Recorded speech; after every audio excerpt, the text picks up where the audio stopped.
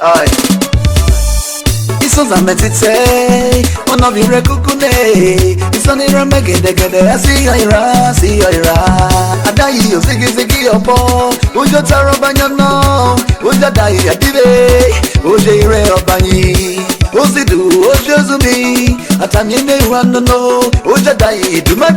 The public presentation of the book, Strides of Ozigizigi in Ebira History, was an ideal opportunity for the Ebira people of Kogi State to come together to celebrate their rich cultural heritage and honor one of their own.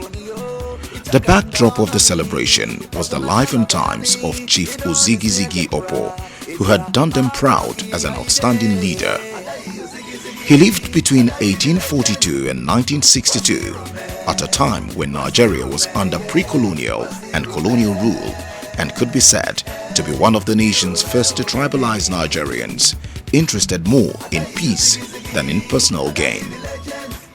He carved a niche for himself in the history books, first by averting massive bloodshed of his people, who were on the verge of war with the British colonial soldiers.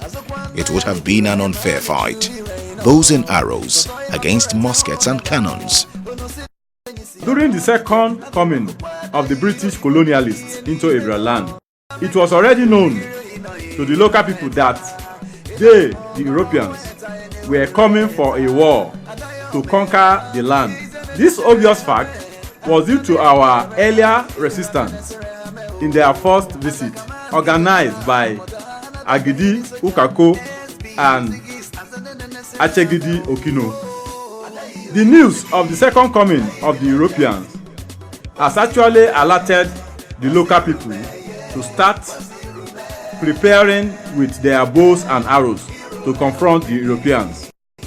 Ada Ozigizigi's experience from Ashanti people of the then Gold Coast, now Ghana, on how they, the Ashanti people, saved their people from the severe consequences of the protracted war by hoisting white flags in their land to symbolize peace. These simple tactics that quenched the war against the Ashanti people was brought to Ebira land by Ada Ozigizigi to save his people during the second coming of the Europeans.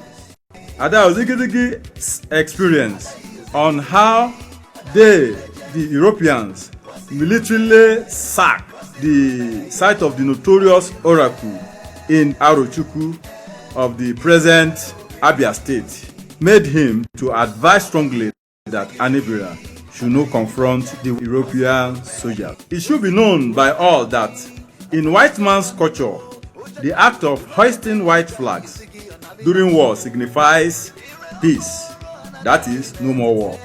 But however, this practice was not in the tradition of Ebira. Ebira people were known to give you war if you want war, and give you peace if you want peace, but certainly not by hoisting white flags. This was the point where Ada Ozigizigi advised strongly that his people should shelve the idea of confronting the European soldiers with bows and arrows. He told his people that the European soldiers have sophisticated weapons and that they were not comparable with Fulani and Nupe jihadists that came into Ebira land with bows and arrows to fight. Pa Ozigizigi then called on the most senior chief in the land, in person of Chief Ata Omadivi Abonika, to lead Ebira people in hoisting white cloths as flags at every entrance of Ebira land before the coming of the European soldiers. They came into Ebira land on the expedition led by Major Marsh and Lieutenant Ferem Gori. At their arrival, they saw the flags and understood that Ebira people did not need war. This marked the beginning of cooperation between Europeans and Ebira. Ada Ozigizigi, in the company of Abo, the son of the late Ohindas Abogunde, led the European soldiers to the palace of Ata Omadivi, where they were received and they launched their indirect system of rule in Ebira land. The above cooperation, initiated by Pa Ozigizigi, led to their recognition of Chief Ata Omadivi Abonika as the first central chief of Ebira land. And Ada Ozigizigi was appointed to assist him in overseeing the affairs of Ebira due to his vast experience. Chief Ozigizigi again made a name for himself in 1917 when he was obviously denied the position of Ebira district head. Rather than holding a grudge against the man who was appointed for the position in what many believed to be by dubious means, Chief Ozigizigi not only held the man dear as a maternal grandson of his close friend, Chief Ata Omadivi, but also gave his daughter in marriage to him.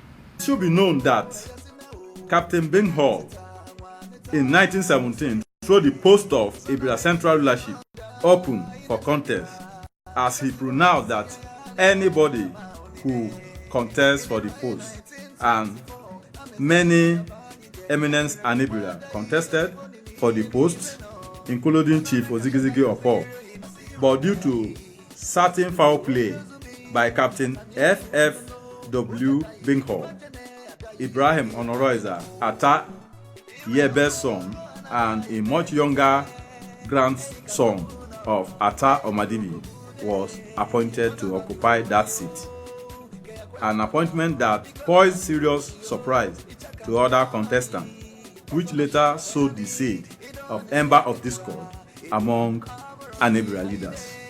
This development marked the beginning of controversy in the selection of Ebira Central Rulership up till date. After the contest and the appointment of Ibrahim Honoroiza Ata as the paramount ruler of Ebira, Pa Ozigizigi was not gripped as expected. He simply saw Ibrahim Honoroiza Ata as his friend's, that is, Ata Omadivi's grandson, and hence gave his first daughter, Inya Osimenwu, hence in marriage to Ibrahim Honoroiza Ata, to be his first wife and the mother of late Abdul Qadiri Ata, who was the first child and son of Ibrahim Ata, and Abdul Aziz Ata, who was the former secretary to the federal military government and head of service during Yakubu Gowon regime in Nigeria. Chief Ozigizigi further attained another milestone in the history of his generation when he was appointed to act as Ebira paramount ruler between 17th July and 4th September 1924.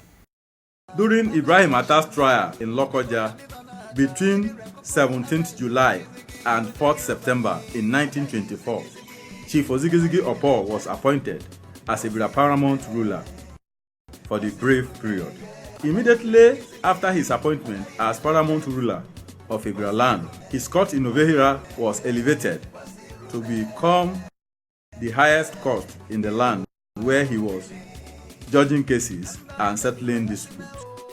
During his short reign, his associates and fellow contestants on the post, who were all lost out due to foul play by Captain Binghall, they all rallied around him to give him unprecedented support, which led to the promotion of unity and oneness among eminent Ebira leaders.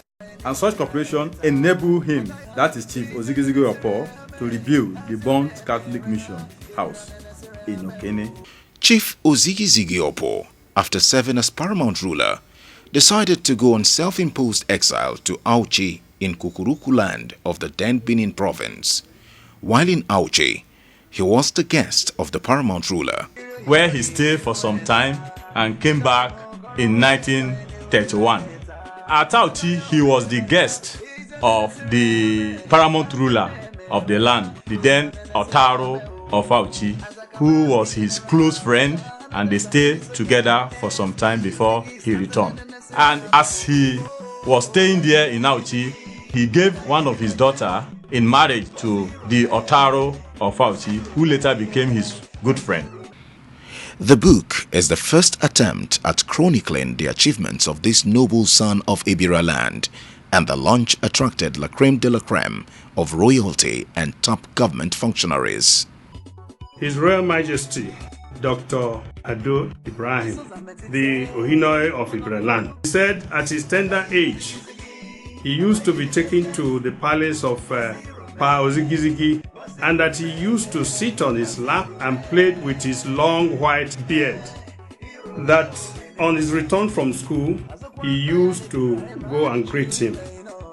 Still telling us further how close he and his family were to the late Pa Ozigizigi. He also said that all the stories we have heard about him might not be all correct, because he knew Pa Ozigizigi to be a very good man who stood for justice throughout his life. His Royal Majesty said one could not do evil in the presence of Pa Ozigizigi because he would not allow it. He confirmed also that Adai Pa Ozigizigi was a very close friend to Chief Omadivi Atta, who was the maternal grandfather to his own father, Alhaji Ibrahim Onoroiza Atta, the late Atta of Ebira land. He said, Pa Omadivi even said it, that on his death, Chief Ozigizigi would be appointed to replace him as the paramount ruler of Ebira land. But according to him, the Europeans choose his father, Pa Alhaji Ibrahim Onoroiza Atta. He also testified that nobody chased Adai Ozigizigi from Ebira land, but he, on his free will, went on self-exile. Going further, His Royal Majesty paid glowing tributes to Pa Ozigizigi and described him as somebody who loved his father very much, so much that he gave his daughter in marriage to his father, the late Atta of Ebira land. Then, and finally, he advised the people of Ebira land and all that are gathered there to emulate the good deeds of Chief Ozigizigi Opoh of Obehira. The Atta of Igala was also in attendance. Giving his remarks, in which he praised the legendary roles of late Pa Ozigizigi and commended his children for immortalizing him with a biography, and charged historians to always come out with true records of legends and events. It is not unusual in chronicling the history of a people to make some omission. The writing of this book seeks to fill some grieved historical omissions in the historical records of Ebira people. Hero, we are gathered here today to honor my grandfather. The nearest I went to him was to stand by the entrance to his parlor, kneel down there, greet him. After he has answered me, I will remain kneeling down until I go back. The story of Ozigizigi is an open wound in the conscience of Ebira.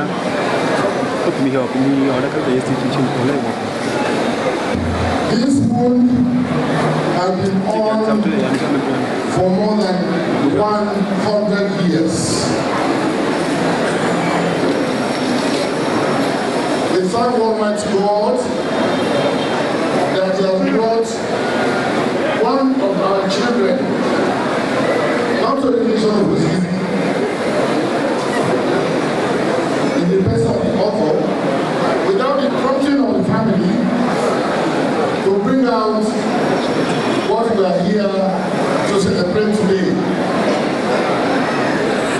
The phenomenon called Ozigizigi is an open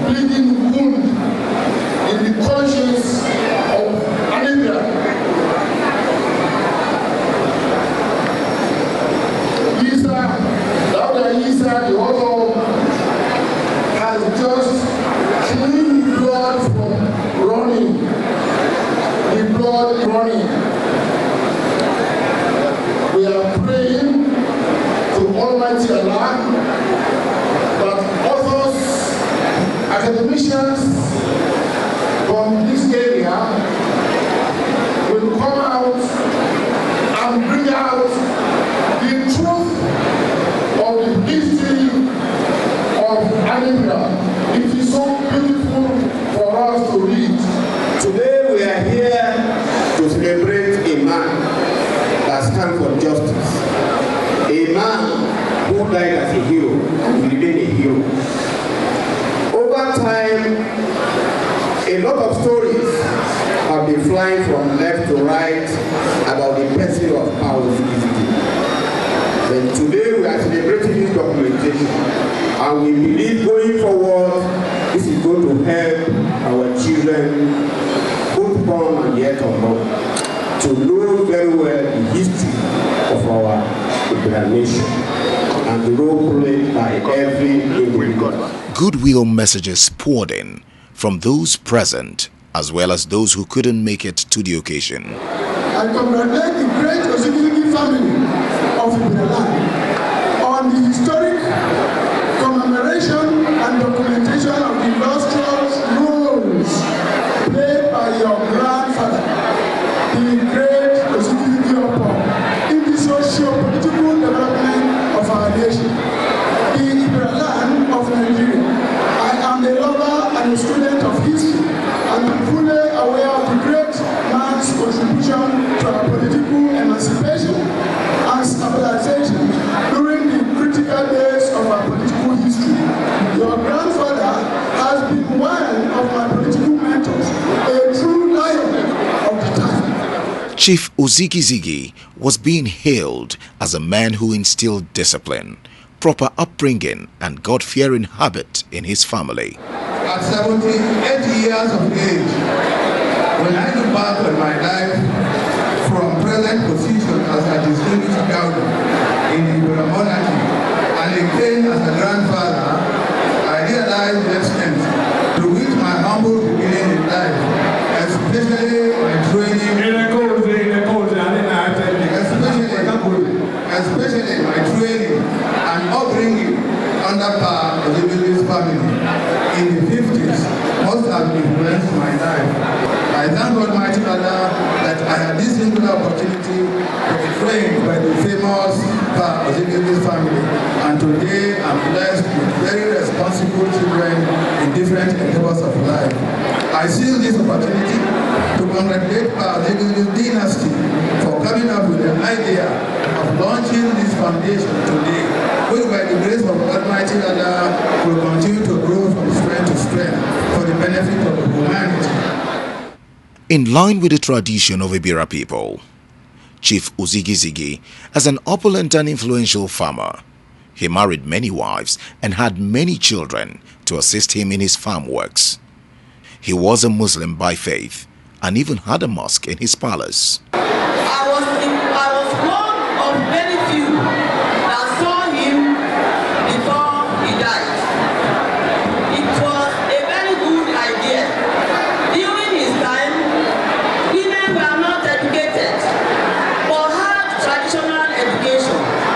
And when I was opportune to gain admission to school, that year he died. But before he died, I visited him, and he encouraged me a lot to make sure I do my best, because I was going to boarding school. And at his time, he was an encouraging grandfather who encouraged a lot of people, including women. And I am happy today that many women among his grandchildren are most of them educated. Therefore, he encouraged education of the females. I thank God for that.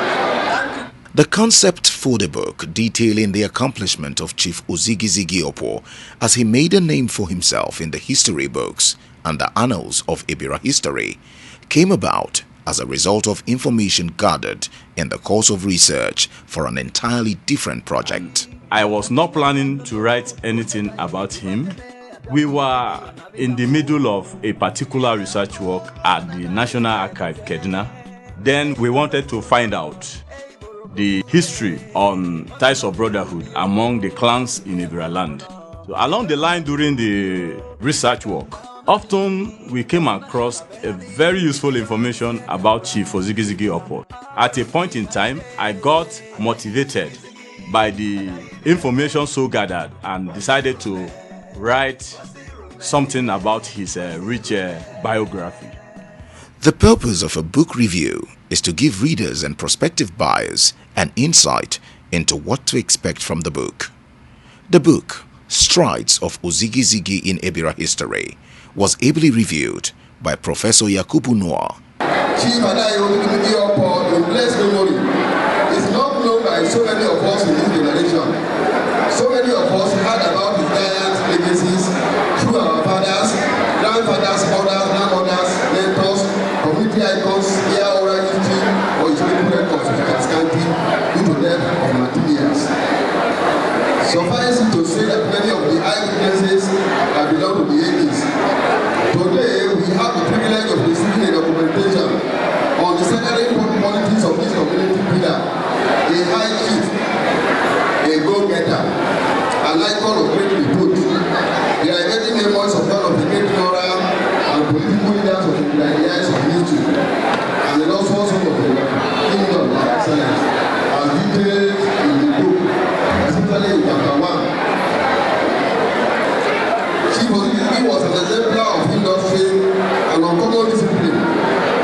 He was a wealthy man, as he had livestock such as gold, cattle, goats, sheep, etc., which were formerly situated at Makaranta in Ozigizigi axis.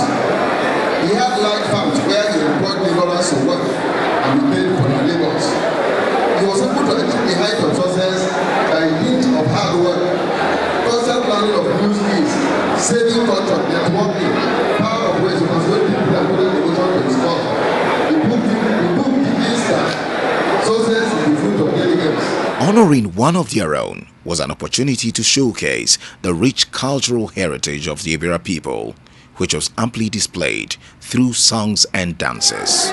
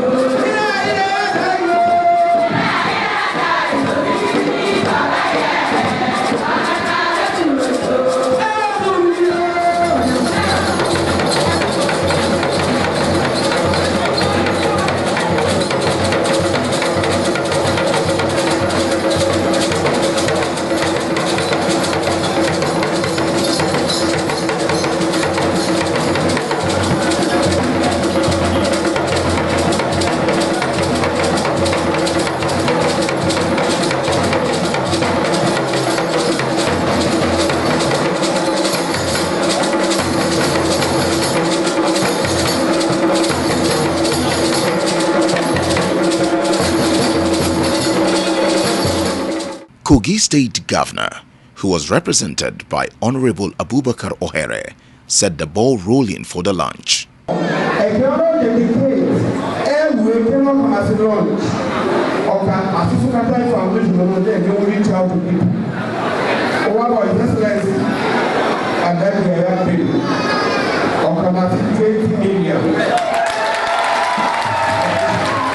The representative of the chief launcher addressing the gathering before his donation. In his address, he advised the Ozigizigi's family to emulate the legendary roles played by their father in public affairs of Ebira land. After announcing the chief launcher's donation, other donors were called out one by one for their donations. Prince Emmanuel Omadibi, while announcing his donation, asserted that at an occasion like this, cash donation should be more preferable to pledges. He equally stressed on the need to learn lessons from history. Professor Marietu Tenuche disclosed that she is a very close person to Ozigizigi family, adding that her donation was not to be announced. Professor Angela Okatahi, like her predecessor, Professor Tenuche, handed out her donation unannounced. Representative of Senator Ahmed Salau Ogembe, Honorable Abdul Hamid Momo, giving his own address on behalf of the senator. He said the senator had gone on an important assignment and promised to visit the family when he returned. He gave a personal donation of 50,000 naira. Honorable Siyaka Oibo also came up to present his own donation. On behalf of Alhaji Uzi Salami, Mr. Saliu comes out to announce Uzi Salami's donation. Alhaji Salami Abu announcing donation on behalf of the entire Ebira Daudu title holders. Further donations followed. Chief Ozigizigi Opoh, as a traditional chief in Ebira land, contributed his quota in the development history of his people and the area surrounding the Niger and Benue rivers, which is now part of Nigeria. The massive turnout at the book launch testifies to just how proud his people are of him.